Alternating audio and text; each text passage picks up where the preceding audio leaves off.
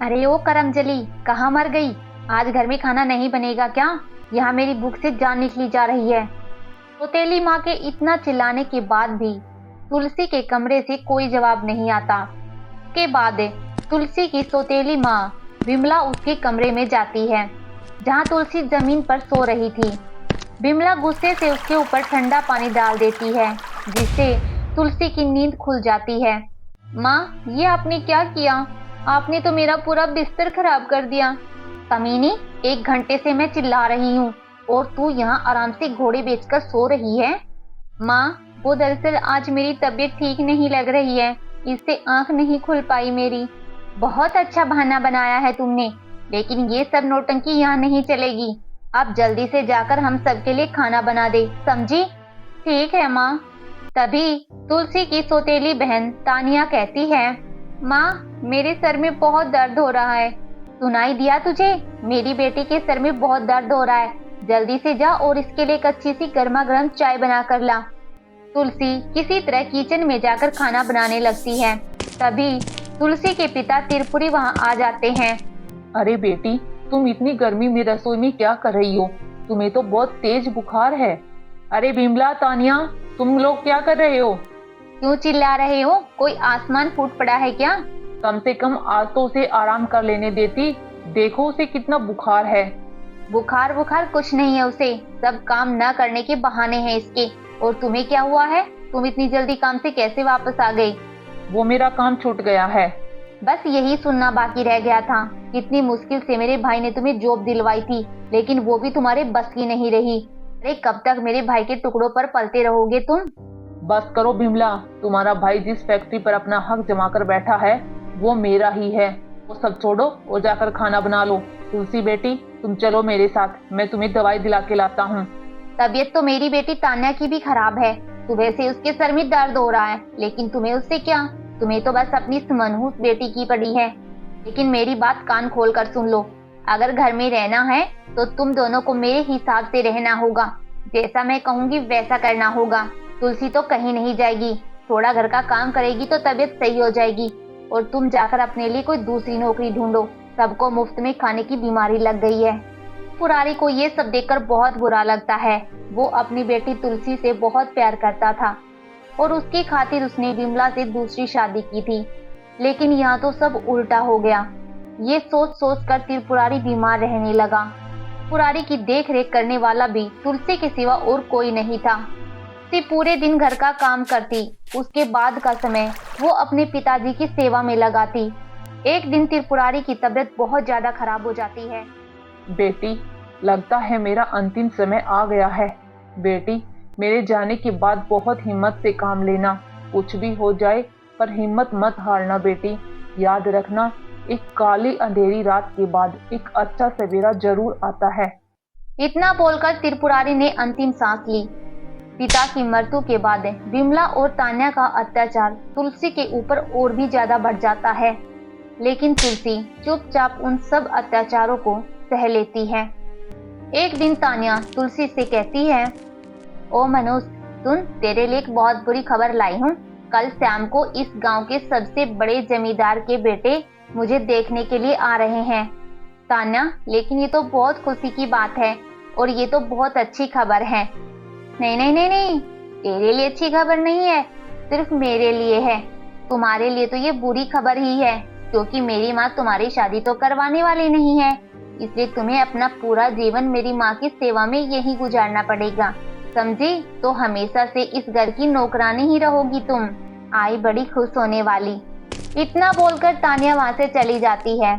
अगले दिन विमला तुलसी से कहती है, अरे ओ मनुष्य, पता नहीं सुबह सुबह कहाँ मर गई है। जी माँ जी। शाम को जमींदार का बेटा मेरी बेटी को देखने के लिए आ रहे हैं, तो कोई गड़बड़ी नहीं होनी चाहिए। पूरे घर की अच्छे से सफाई कर देना और सबके लिए खूब बढ़िया बढ़िया पकवान और नाश्ते का भी इंतजाम कर देना, समझ गई हो?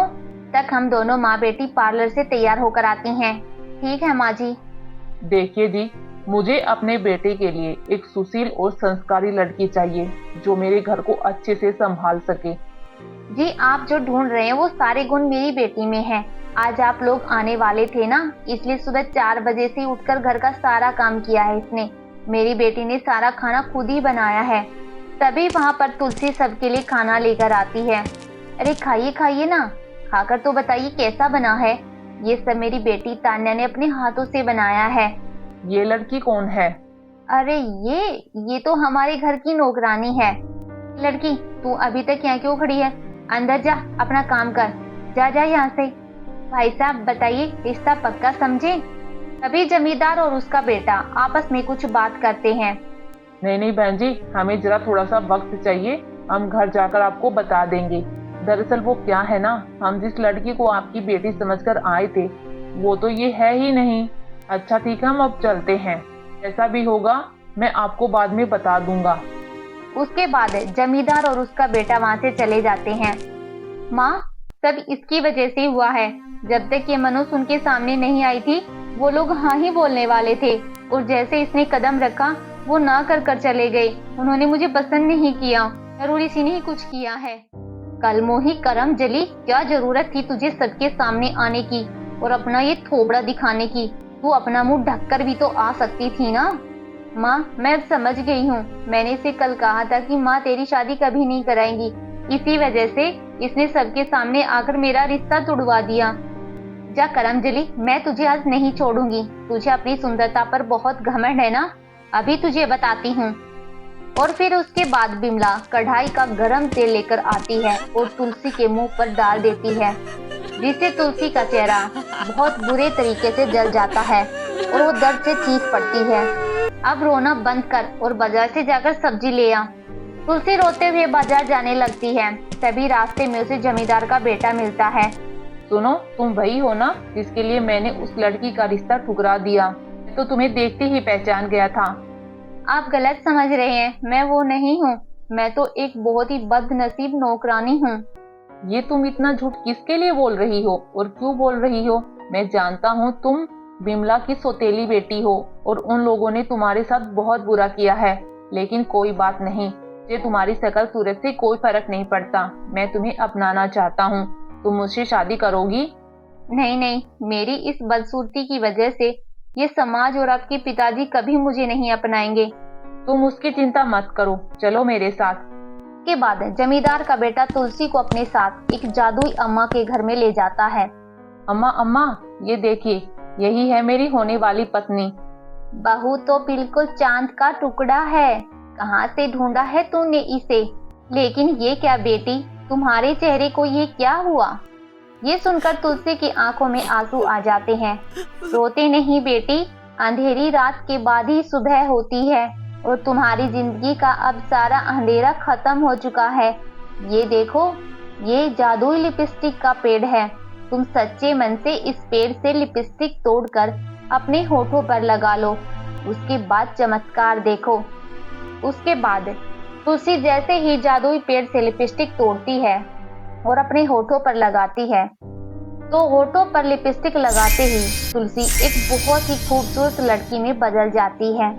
आपका बहुत बहुत धन्यवाद अम्मा। तो ये लो बेटी, एक डंडा है। जब तक तुम्हारी शादी नहीं हो जाती तब तक ये डंडा तुम्हारी सौतेली माँ और तुम्हारी सौतेली बहन से तुम्हारी हिफाजत करेगा। उसके बाद जमींदार का बेटा अपना रिश्ता पक्का करके तुलसी के घर से चला जाता है।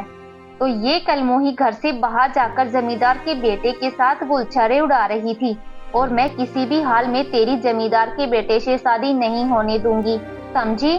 जा और घर का सारा काम कर। फिर वो डंडा जोर जोर से दोनों माँ बेटी को मारने लगता है। अरे ये क्या हुआ? मुझे क्यों मार रही हो? क्यों मार रही हो? अरे कोई तो रोको इसे। माँ, बहुत दर्द हो रहा है। माँ, बहुत तेज लग रहा है। बचाओ माँ मुझे इस डंडे से। इस तरह जब भी तुलसी को उसकी माँ और सौतेली बहन परेशान करती तो वो डंडा उनकी जोर जोर से पिटाई करता। मुझे माफ कर दे बेटी, आज के बाद हम तुझे कभी परेशान नहीं करेंगे और सारा घर का काम हम करेंगे। और उस दिन के बाद घर का सारा काम तुलसी की माँ और सौतेली बहन करने लगी। और कुछ ही दिन बाद तुलसी की जमींदार के बेटे के साथ बहुत धूमधाम से शादी हो जाती है और तुलसी जमींदार के बेटे के साथ बहुत खुश रहने लगती है।